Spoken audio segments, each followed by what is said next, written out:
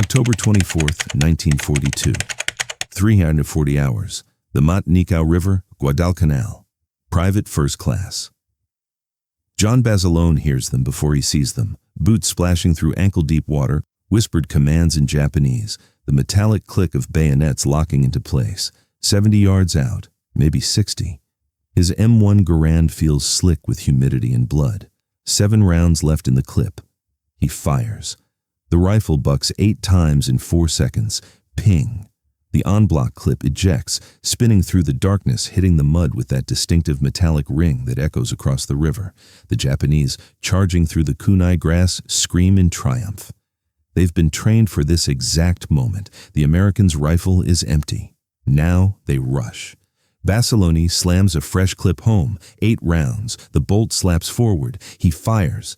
They're still 15 yards away when the first 5 go down. The rest realize their mistake in the half-second before the muzzle flash finds them too. What the Imperial Japanese Army didn't understand, what their intelligence officers had catastrophically misjudged, was that the sound they'd trained their soldiers to exploit wasn't a weakness. It was a countdown to their own deaths. The intelligence report that killed thousands of Japanese soldiers was written by Major Tadashi Suzuki on September 3, 1942, 3 weeks after Marines landed on Guadalcanal. Suzuki had been tasked with analyzing captured American equipment. On his desk sat an M1 Garand rifle, still caked with coral sand from Red Beach, taken from a dead Marine during the fighting near the Tenaru River. He'd field-stripped it, examined the mechanism, fired it himself at a range improvised from coconut logs and salvaged ammunition. His report praised the rifle's semi-automatic action and stopping power. Then, in a section that would be distributed to every infantry regiment in the South Pacific, he noted what he considered a critical vulnerability. The weapon employs an internal clip system that ejects audibly upon expending all ammunition. The distinctive metallic sound is clearly audible at distances exceeding 50 meters. This provides enemy forces with explicit tactical intelligence regarding the weapon's empty state. Recommend training all infantry personnel to recognize this sound and exploit the subsequent reload window. The report included a phonetic description, ping-gu. It was circulated, studied, and incorporated into training. Officers lectured their men with religious fervor. Listen for the ping.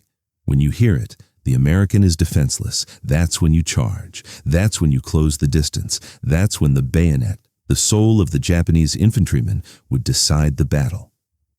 They weren't wrong about the sound. The M1 Garand's en-bloc clip system was distinctive.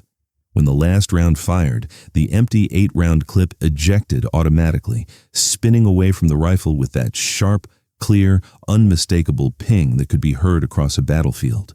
What they were catastrophically wrong about was what came next. The Arisaka Type 99 rifle, the standard weapon of the Imperial Japanese Army, was a magnificent piece of engineering. It was accurate, reliable, and had served with distinction since 1939. It was also a bolt-action rifle. After each shot, the soldier had to manually work the bolt, pull back, eject the spent casing, chamber a new round, push forward, lock. In the hands of a trained infantryman, this took 3 to 4 seconds. Faster soldiers could manage it in 2.5. The very fastest, the elite marksman who'd trained since adolescence, could cycle the bolt in just under 2 seconds. The M1 Garand didn't have a bolt to cycle. You loaded an 8-round en-bloc clip into the internal magazine. You released the bolt, and then you just pulled the trigger. Again. Again. Again. 8 times. No manual action between shots, no cycling, no pause. The rifle's gas-operated system did everything automatically. An experienced rifleman could empty all 8 rounds in under 5 seconds, putting accurate fire down range faster than a Japanese soldier could manually chamber his 3rd shot. But that wasn't the part that would matter most. What mattered most was the reload. When the M1 ejected its clip, the bolt locked open. The magazine was exposed. A Marine didn't need to look down. He'd trained to do this by feel, in darkness under fire, with shaking hands. Grab a fresh clip from the bandolier, guide it into the magazine. The guide lips catch. Push down firmly with your thumb. The clip seats with a solid click. Release. The bolt slams forward automatically, chambering the first round. Total time from ping to first shot, 4 seconds for an average Marine, 3 seconds for a good one, 2.5 seconds for someone who'd trained until it became muscle memory. Faster than working a bolt action, faster than the Japanese could close the distance, faster than they realized until it was too late. But in September 1942, as Major Suzuki's report circulated through Japanese headquarters from Rabaul to Tokyo, none of this had been tested in sustained combat. The M1 Garand was new. The tactics were untested, and the Japanese officers reading Suzuki's analysis saw only what they wanted to see, a weakness to exploit. By October, every Japanese soldier on Guadalcanal had been trained to recognize the ping. They'd been drilled on it. They'd practiced the charge that would follow it. Officers promised that this small detail, this acoustic advantage, would help negate the Americans' material superiority. On the night of October 23, 1942, the Japanese launched a major offensive along the Guadalcanal River.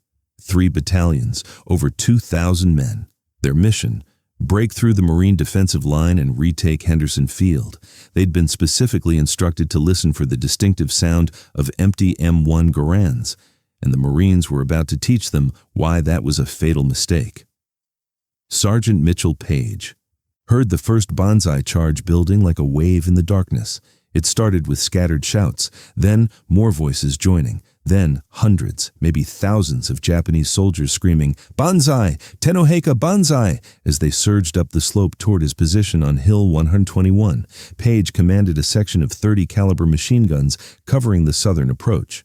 His riflemen were spread along the ridge in foxholes dug into volcanic soil that still radiated the day's heat. The Japanese came in waves. The first hit the Marine line at 0200 hours and was shredded by machine gun fire.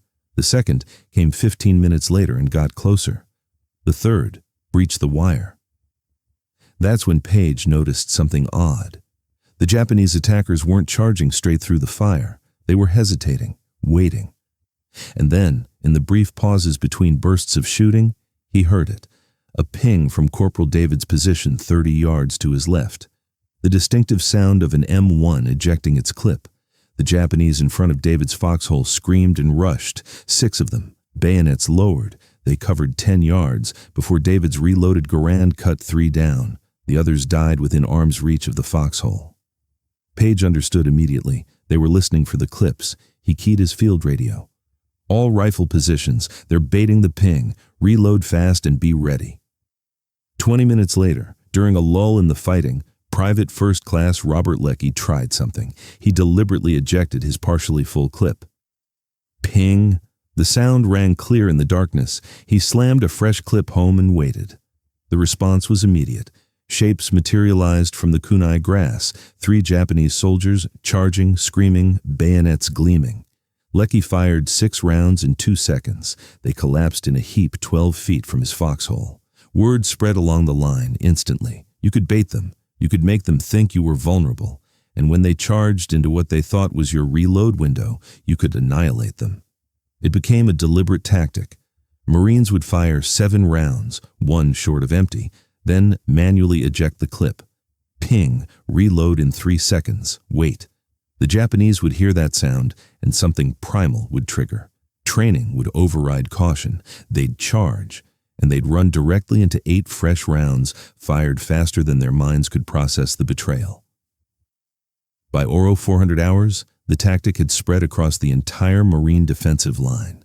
Some riflemen were doing it multiple times. Fire 7, eject, ping, reload, wait, shoot. The Japanese kept falling for it. Their training had become a Pavlovian death sentence.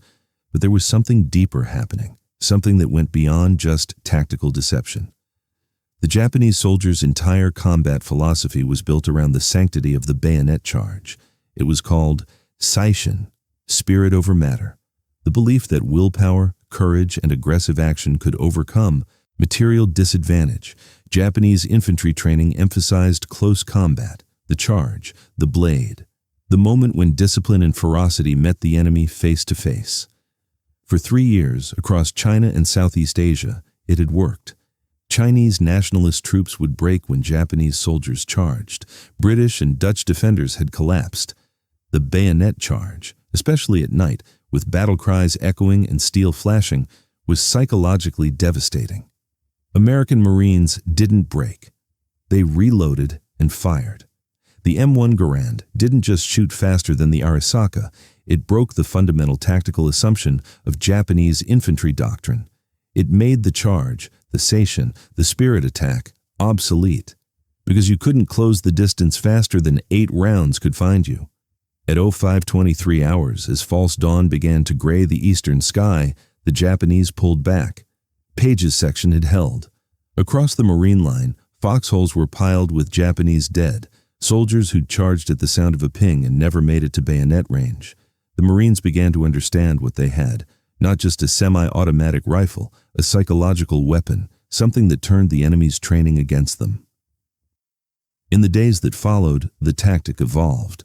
Some Marines started carrying extra clips specifically for bait, ejecting them early, making the sound, drawing charges, then massacring the attackers. Others would coordinate. One rifleman would ping, another would hold fire and ambush from an angle. The Japanese kept responding to the sound, kept charging, kept dying.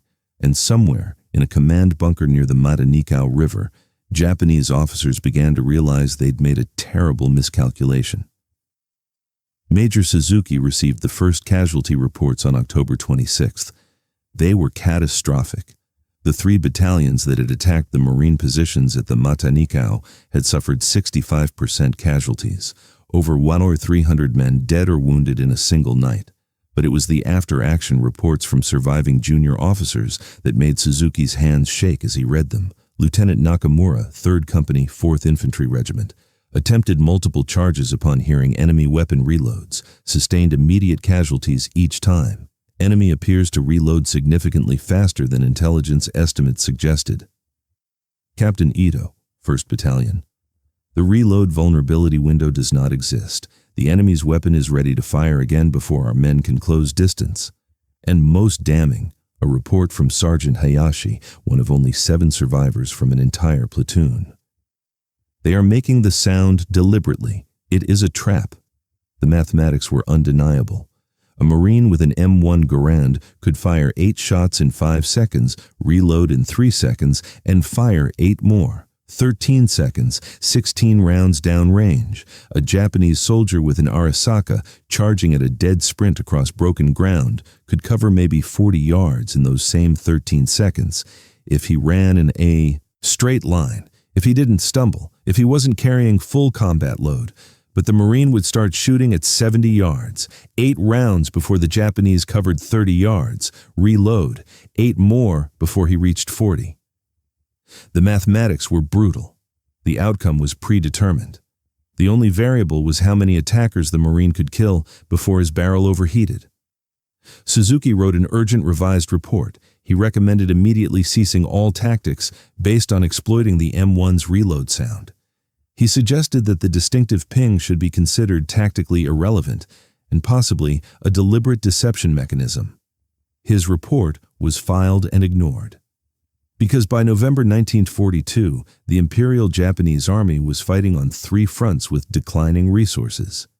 New tactical doctrine took time to disseminate. Retraining thousands of infantry soldiers in the field was nearly impossible. And perhaps most critically, senior Japanese commanders didn't want to believe that a technical detail, a rifle's mechanism, could invalidate decades of infantry doctrine. So the attacks continued, and the Marines kept baiting the ping. Private First Class. John Basilone became famous for it.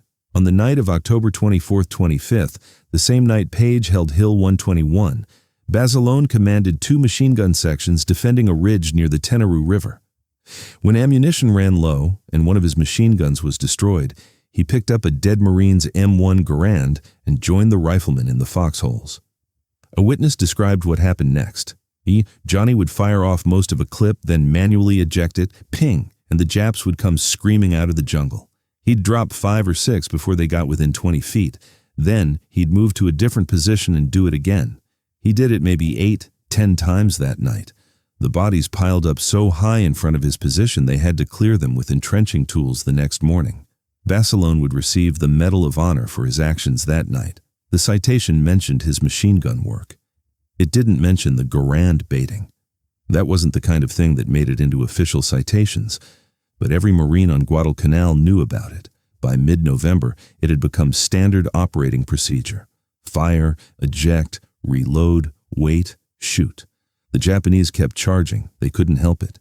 Training was too deeply ingrained, and perhaps there was something else. A cultural refusal to accept that technology could trump spirit, that a mechanical advantage could negate courage. But the Marines also began to notice something else. The Japanese were learning. The charges were becoming less frequent. The responses to the ping were more cautious.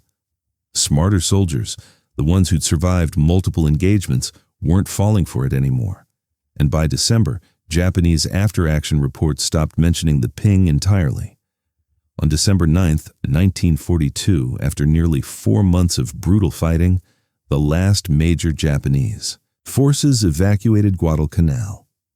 In the abandoned command bunkers near Cape Esperance, Marines found documents that intelligence officers would study for months: supply manifests, battle plans, personal diaries, and tactical manuals, the training documents that had been distributed to Japanese infantry companies in September and October.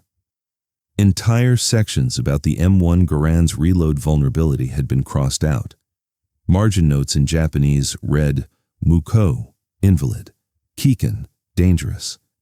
In one manual, someone had written a single word next to the ping exploitation section, wana, trap. The Japanese had learned, the hard way, the fatal way. But learning the lesson didn't change the fundamental reality. The M1 Garand was simply faster than the Arisaka Type 99, and no amount of tactical adjustment could overcome that basic mechanical advantage. When General George Patton called the M1 the greatest implement of battle ever devised, he wasn't being hyperbolic. He was recognizing something that the Japanese had discovered in blood. Semi-automatic fire didn't just increase a soldier's firepower, it changed the entire tempo of infantry combat. A rifle company equipped with M1 Garands could put out 3 times the volume of fire as a comparable unit with bolt actions. Suppression was more effective, ambushes were more lethal, and small unit actions, the kind of close-range jungle fighting that defined the Pacific War, became dramatically more survivable for American forces. The statistics bore this out. By the end of the Guadalcanal campaign, casualty ratios heavily favored the Marines. Not because American soldiers were better trained or more courageous, but because they could shoot faster and reload faster. The mechanical advantage created a tactical advantage that compounded across every engagement, and that distinctive ping, the sound that Japanese intelligence had identified as a weakness, became something else entirely. It became psychological warfare. Every Japanese soldier who'd been trained to listen for it now associated that sound with death, not their enemy's vulnerability, but their own. Marines started to notice it in later engagements. When an M1 pinged during a firefight, the Japanese would sometimes freeze or retreat or stay in cover instead of charging. The sound that was supposed to signal opportunity now triggered caution, fear, hesitation. The ping had become the bell that Pavlov rang before the shock. But perhaps the most telling detail came from post-war interviews with Japanese veterans. When asked about American weapons, they rarely mentioned the M1's rate of fire or its accuracy. What they remembered was the sound, that metallic ping echoing through jungle darkness, and what followed it. "We were taught it meant the American was reloading," one veteran recalled. "We were taught to charge when we heard it. After Guadalcanal, when I heard that sound, I pressed myself into the ground and prayed." On May 8, 1945, the day Germany surrendered, American factories had produced over 4 million M1 Garand rifles. They'd been carried across North Africa, up the Italian peninsula, through the hedgerows of Normandy, across the islands of the Pacific. They'd been fired in temperatures from -40 in the Ardennes to 120 degrees in the Philippine jungle. They'd been dropped in rivers, buried in mud, and subjected to conditions that would have destroyed lesser weapons. And they kept working. But the M1's legacy wasn't just mechanical reliability. It was the transformation of infantry tactics. By 1945, every major military power was developing or deploying semi-automatic rifles. The Soviets had the SVT-40, The Germans had experimented with the WWII-43. Even Japan, in the war's final months, had begun production of the Type 5, a semi-automatic rifle that borrowed heavily from the M1's design. The age of the bolt-action battle rifle was over. The Garand had ended it. John Garand himself, the Canadian-born designer who'd spent years perfecting the rifle at Springfield Armory, received no royalties for his invention. He was a government employee. His salary was fixed. When asked after the war if he regretted not patenting the design, he said simply, "I'm satisfied that I was able to contribute something to my country." His contribution had armed the men who won the war. There's an M1 Garand in the National Museum of the Marine Corps in Quantico, Virginia. It was carried by Private First Class John Basilone on Guadalcanal and later at Iwo Jima, where he was killed in action on February 19, 1945. The rifle's serial number is 100-5854. Its stock is worn smooth from months of handling. Its barrel shows the patina of countless rounds fired, and if you look closely at the receiver, there's a small dent near the end-block clip guide, the kind of mark that might have been made by repeatedly ejecting clips in combat, or perhaps from a soldier who'd learned to use that distinctive ping not as a vulnerability, but as a weapon. The rifle sits behind glass now, preserved and silent. But for the Marines who carried M1 Garands through the Pacific War, that sound, that clear metallic ping, was never just the noise of an empty clip ejecting. It was the sound of 8 more rounds ready to fire. It was the sound of reloading faster than the enemy could react. It was the sound that turned Japanese tactical doctrine into a suicide order. It was the sound of innovation changing warfare. And for thousands of Japanese soldiers who'd been trained to listen for it, to wait for it, to exploit it, it was the last sound they ever heard.